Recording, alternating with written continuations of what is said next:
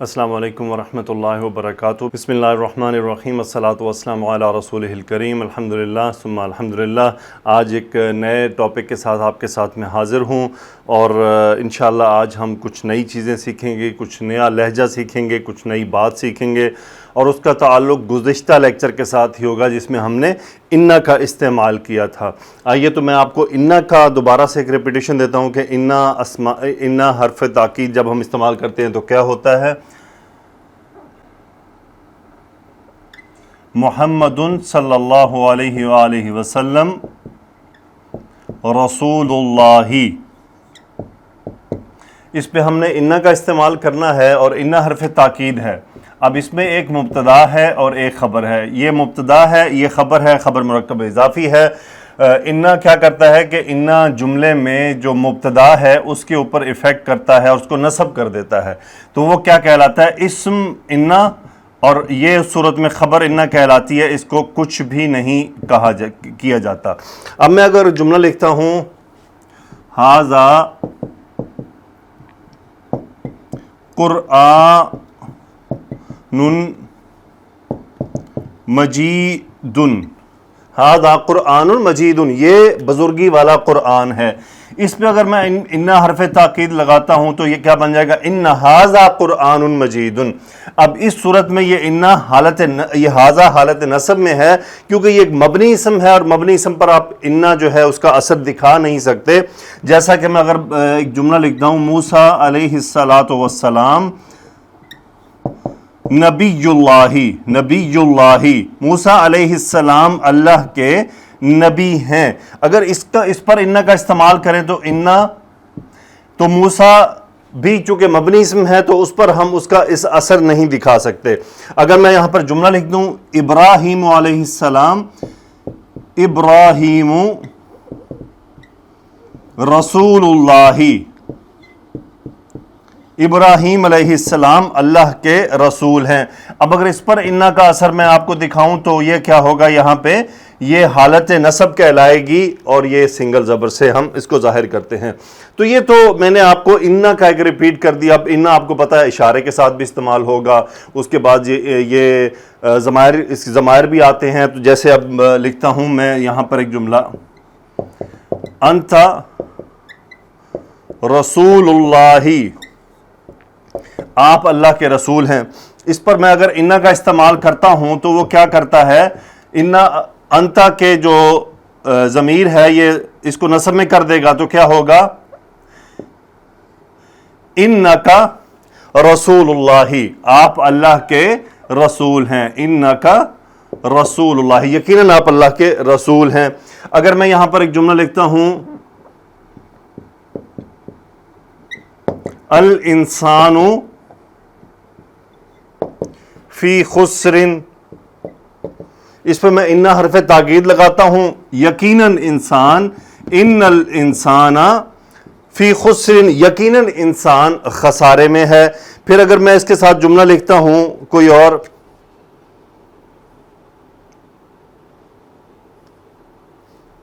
فی ذالک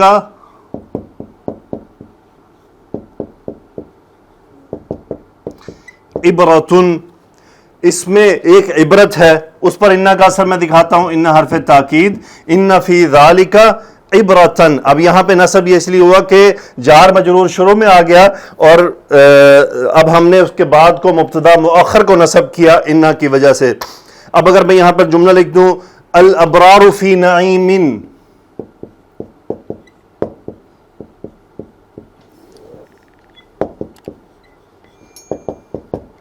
فی نعیم، اس میں میں انا حرف تاکید استعمال کروں تو ان الابرار نیکوکار فی نعیم، بہت بڑی نعمتوں میں ہوں گے۔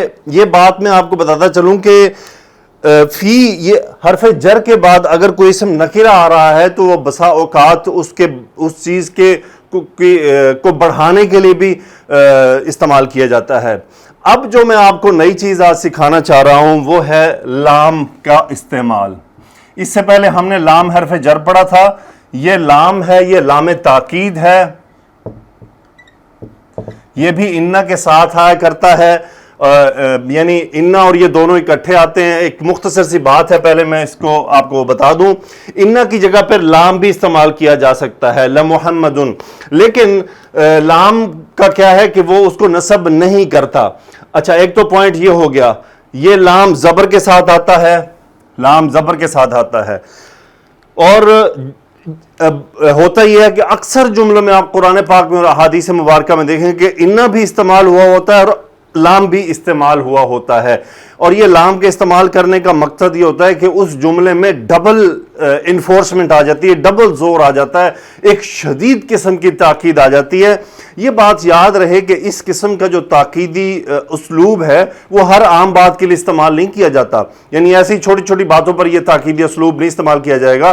یعنی اگر کوئی کہہ دے یعنی انکا مریض اور اس پہ لام کا بھی استعمال کر دے تو یہ سمجھا جائے گا کہ یہ آدمی عربی کی بلاغت سے واقف نہیں ہے, اس لیے ہر جگہ یہ اس طرح سے لگا رہا ہے. تو بہرحال وہ خاص موقعوں پر لگایا جاتا ہے, جیسا کہ ابھی ہم سیکھیں گے. اچھا, انا کے ساتھ لام بھی آتا ہے. اب ہوتا یہ ہے کہ جب انا آ جائے تو انا کی سچویشن یہ ہے کہ انا جملوں کے شروع میں ہی آنا پسند کرتا ہے, انا آگے نہیں استعمال کیا جا سکتا. لیکن انا کے ساتھ جب لام استعمال ہوتا ہے, اب دیکھیں لام بھی شروع میں استعمال ہوتا ہے اور انا بھی, دونوں ہی اپنی اپنی جگہ پہ. یعنی اگر آپ لام استعمال کرنا چاہیں تو وہ بھی شروع میں استعمال ہوگا, انا استعمال کرنا چاہیں وہ بھی شروع میں استعمال ہوگا. لیکن اگر آپ لام کے ساتھ انا یا انا کے ساتھ لام بھی استعمال کرنا چاہیں تو پھر ایک پرابلم آتی ہے کہ انا صرف شروع میں آ سکتا ہے. اب لام کو پش کیا جاتا ہے, اور لام کو پش کہاں کیا جاتا ہے؟ لام کو پش یہ کیا جاتا ہے کہ اس کو خبر کے اوپر بٹھا دیا جاتا ہے. ان محمدن لرسول اللہ. اب دیکھیں اسلام نے کوئی چینج نہیں, اسلام نے کوئی تبدیلی پیدا نہیں کی, صرف یہ اوپر آ کے بیٹھ گیا ہے. باقی اس میں اعراب کی کوئی تبدیلی واقع نہیں ہوئی, لیکن جملے کے اندر ایک شدید قسم کا تاکید پیدا ہوگی جس کا ترجمہ عموماً یقیناً محمد صلی اللہ علیہ وسلم, یقیناً ضرور بالضرور, تحقیق محمد صلی اللہ علیہ وسلم اللہ کے رسول ہیں. یعنی ایک تو تاکید ہوگی کہ یقیناً محمد صلی اللہ علیہ وآلہ وسلم, پھر رسول اللہ ہی, اس پر بھی تاکید آ گئی کہ یقیناً اللہ کے رسول ہیں. آپ کو یہ اسلوب قرآن میں کثرت سے ملے گا, جبکہ میں نے عام کتابیں عربی کی پڑھی ہیں, اس میں احادیث کی شرح بھی پڑھی ہے, اس میں نے سیرت کی کتابیں بھی پڑھی ہیں, کہیں پہ یہ لام استعمال نہیں کیا جاتا, صرف انا سے کام چلایا جاتا ہے. لیکن یہ لام کا استعمال تاکید کے لیے قرآن میں موجود ہے, یا بہت ہی کہیں فصیح و بلیغ معاملے میں جہاں بہت زیادہ شدت کی ضرورت ہو, وزن ڈالنا ہو جملے میں. اب لام کو ہم کیسے استعمال کرتے ہیں؟ جیسے یہاں پہ آ جائیں, ان ھذا قرآن مجید, اس پہ میں لام استعمال کرنا چاہتا ہوں. یہاں پہ یہ مرکب اضافی تھا, اس پہ لام مضاف پہ آ کے ایڈجسٹ ہو گیا. آپ کو یہ بات ذہن میں رہنی چاہیے کہ اسلام کی پہچان کیا ہے کہ اس کے بعد اسم کے اعراب میں کوئی چینج نہیں, وہ ویسے کا ویسے رہے گا.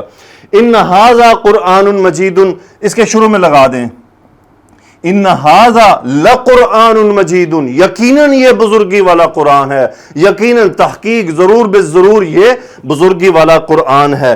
ان موسیٰ, یقیناً موسیٰ علیہ السلام, لنبی اللہ, اللہ کے رسول نبی ہیں ضرور بالضرور. ان ابراہیم لرسول اللہ. اب قرآن پاک میں آپ جب قرات کریں گے تو آپ کو یہ ملیں گے, میں کوشش کروں گا کہ ایگزامپلز تلاش کر کے اس کو کلیکٹ کر کے آپ کی پریکٹس کے لیے بھی دوں. انکا رسول اللہ, انکا لرسول اللہ, انکا لرسول اللہ, یقیناً ضرور بالضرور تحقیق آپ اللہ کے رسول ہیں. اچھا, اب اسلام کو کیا کہتے ہیں؟ اس کو لام مزاحلقہ بھی کہتے ہیں.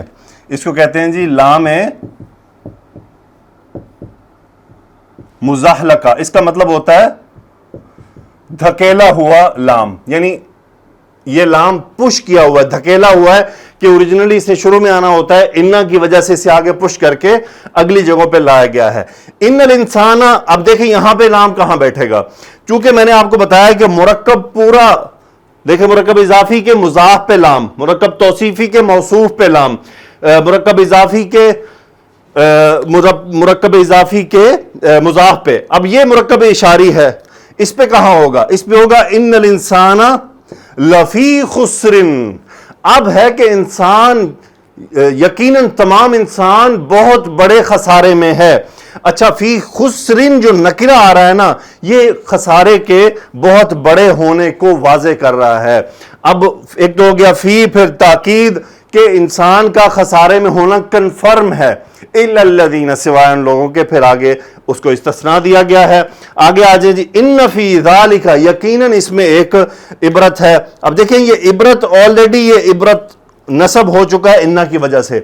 اب کیا ہوگا کہ چونکہ جملے میں یہ شروع میں آخر میں آ رہا ہے تو اس لیے ہوگا ان فی ذالک لعبرتن۔ اب یہ نصب انہ کی وجہ سے ہوا ہے، لام کی وجہ سے نہیں ہوا، یہ بات یاد رہے۔ ان الابرار لفی نعیم، یہاں پہ کوشچن پیدا ہونا چاہیے کہ یہاں پہ لام کیوں نہیں لگا؟ اس لیے نہیں لگا کہ انا اور لام دونوں اکٹھے نہیں آئیں گے، اس لیے اس لام کو آگے پش کیا جائے گا، تو اس لیے اس کو آگے پش کر دیا گیا ان فی ذالک لعبرتن، اس میں یقیناً ایک بہت بڑی عبرت ہے۔ ان الابرار لفی نعیم، یقیناً نیکوکار لفی نعیم، بہت بڑی نعمتوں میں ہیں۔ یہ تو میں نے آپ کو اگزامپل سکھائی، قرآن پاک میں بہت ساری اگزامپل موجود ہیں، میں آپ کو اس کا صرف اور صرف ایک پورشن دوں گا جس میں عربک جملے ہوں گے، اس پہ آپ نے انہ کا بھی استعمال کرنا ہے اور لام کا بھی استعمال کرنا ہے، تاکہ آپ کو اندازہ ہو کہ آپ نے لام کہاں پر رکھنا ہے اور کہاں پر نہیں رکھنا۔ میں چاہ رہا ہوں کہ ایک اگزامپل آپ کو میں ربی سمیع الدعا، ربی سمیع الدعائی، میرا رب، ربی یہ میرا رب مرکب اضافی، سمیع الدعائی دعا کا سننے والا ہے، اس پہ انہ لگائیں۔ ان ربی یقیناً میرا رب دعا کو سننے والا ہے۔ اب یہاں پہ رب اس وقت حالت نصب میں ہے کیونکہ یہ مرکب اضافی یا متکلم کے ساتھ ہے اور وہ ہماری مجبوری ہے کہ ہمیں اس کو زیر میں ہی رکھنا ہے۔ اب اس پہ ہم لام لگا دیں، قرآن پاک میں آپ کو ایسے ملتا ہے ان ربی لسمیع الدعا، یقیناً ضرور بالضرور میرا رب دعا سننے والا ہے۔ یہ لیکچر انتہائی مختصر تھا لیکن ایک بہت بڑا ٹاپک آپ نے سیکھا ہے اس میں، اور آپ کو میں جو ایگزامپلز دوں گا، جو ایکسرسائز دوں گا، اس میں اس کو استعمال کیجئے گا۔ انشاءاللہ ہم اگلے لیکچر کے ساتھ میں آپ کو نیکسٹ لیکچر ہو سکتا ہے بہت جلدی آ جائے، کیونکہ یہ صرف ایک سمپل ٹاپک تھا جس کو انہ کے ساتھ آپ کو استعمال کرنے کا طریقہ بتایا گیا۔ انشاءاللہ ہم آگے بڑھیں گے، آگے چلیں گے۔ اللہ تعالیٰ سے دعا ہے کہ اللہ سبحانہ و تعالیٰ آپ کا سیکھنا آسان کر دے، میرا سکھانا آسان کر دے، ہماری یہ کوششیں قبول فرما لے۔ ایک اسٹوڈنٹ نے مجھے کہا کہ جی آپ کالا لباس آپ جو ہے آج کل پہن رہے ہیں اور یہ ایک مناسبت پیدا ہو رہی ہے۔ بالکل مناسبت نہیں پیدا ہو رہی ہے، مجھے کالا لباس، مجھے سفید اور کالا دونوں لباس پسند ہیں، اور رسول اللہ صلی اللہ علیہ وسلم نے سیاہ لباس بھی پہنا ہے، سفید بھی پہنا ہے۔ یہ بالکل ایک غلط انداز ہے کہ کالا رنگ سوگ کی نشانی ہے۔ یہ تمام توہمات اسلام میں موجود نہیں ہیں۔ کالا رنگ کوئی سوگ کی نشانی نہیں ہے، سیاہ رنگ ہے، ایک رنگوں میں سے ایک رنگ ہے، اس کا سوگ یا کسی چیز کی ساتھ اس کی کوئی مناسبت نہیں ہے، اور نہ ہی یہ کسی کے ساتھ ریزمبلنس کے لیے پہنا جا رہا ہے۔ اس طرح تو ہم بہت کچھ چھوڑ دیں گے۔ اللہ سبحانہ و تعالیٰ ان لوگوں کو ہدایت عطا فرمائے جو لوگ گمراہیوں کا شکار ہیں۔ اللہ سبحانہ و تعالیٰ ان کو صحیح فہم عطا فرمائے اور ان کو شیطان کے چنگل سے آزاد فرمائے۔ اللہ تعالیٰ سے دعا ہے کہ اللہ سبحانہ و تعالیٰ ہمارے اعمال قبول فرما لے۔ سبحانک اللہم و بحمدک، اشہد ان لا الہ الا انت، استغفرک و اتوب الیک۔ اللہم صلی علی سیدنا و مولانا محمد وعلی آلہ و اصحابہ وبارک وسلم تسلیما کثیرا، آمین یا رب العالمین۔